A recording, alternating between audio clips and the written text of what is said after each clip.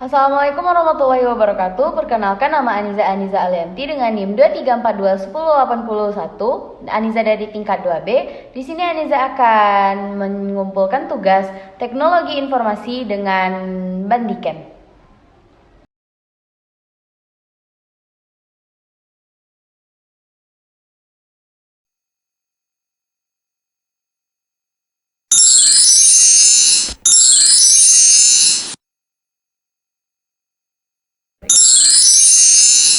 Baik, di sini Aniza akan menjelaskan tentang manajemen bencana dalam case pro kesehatan ibu dan anak KIA dalam krisis bencana.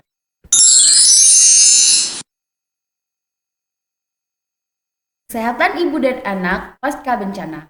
Yang pertama ada kelompok rentan, ibu hamil, ibu bersalin, ibu pasca persalinan, ibu menyusui, bayi baru lahir, anak-anak, remaja, dan wanita usia subur adalah kelompok rentan yang perlu perhatian khusus pasca bencana.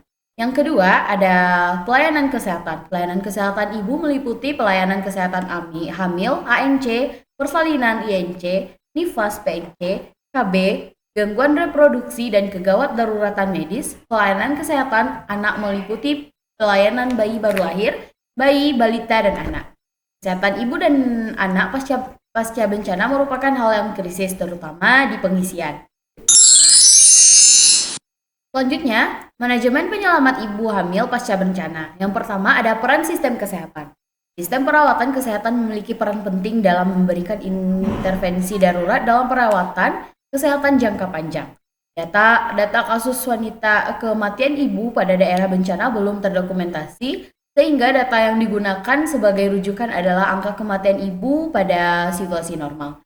Yang kedua, prioritas ABC, evakuasi dan pelayanan kesehatan pada korban pasca bencana perlu dilakukan tindakan sebagai upaya pemilihan prioritas pasien berdasarkan urgensi, dilakukan tata laksana dan pertimbangan sumber daya yang tersedia untuk tata laksana tersebut.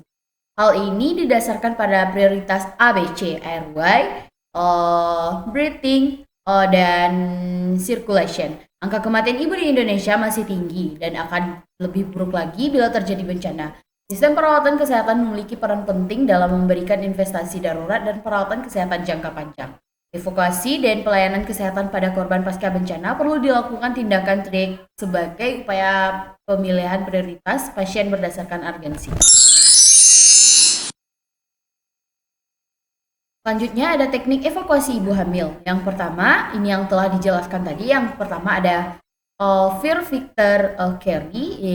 Yang ini adalah teknik evakuasi dengan satu penolong dilakukan saat sudah dipastikan korban tidak mengalami patah tulang punggung. Yang kedua, backstrap carry digunakan ketika Fear Victor Carry tidak aman digunakan.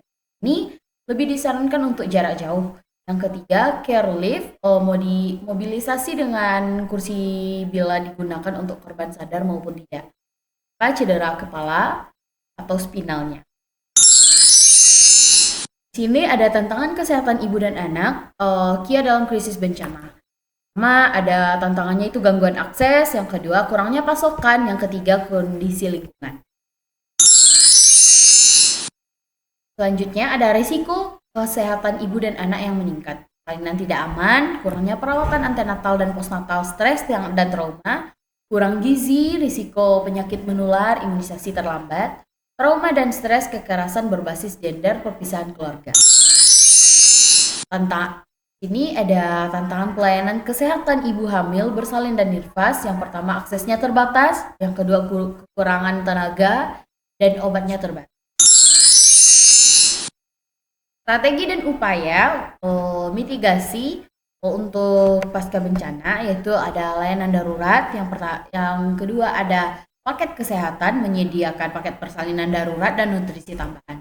Yang ketiga ada pelatihan, melatih tenaga kesehatan dan relawan dalam penanganan. Selanjutnya ada kerjasama dan koordinasi. Pemerintah, organisasi kemanusiaan, dan komunitas lokal harus bekerja sama dalam menyediakan layanan kesehatan ibu dan anak.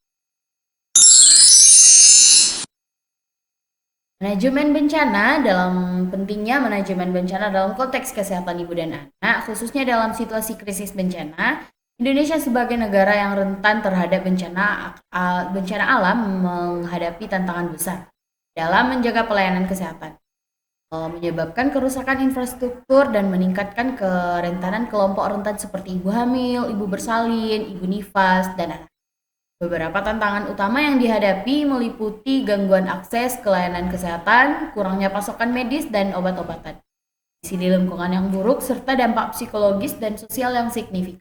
Selain itu, risiko persalinan yang tidak aman, kekerasan berbasis gender, dan kurangnya edukasi kesehatan juga menjadi masalah serius yang perlu diatasi. Baik, itulah yang dapat Anissa jelaskan. Terima kasih. Assalamualaikum warahmatullahi wabarakatuh.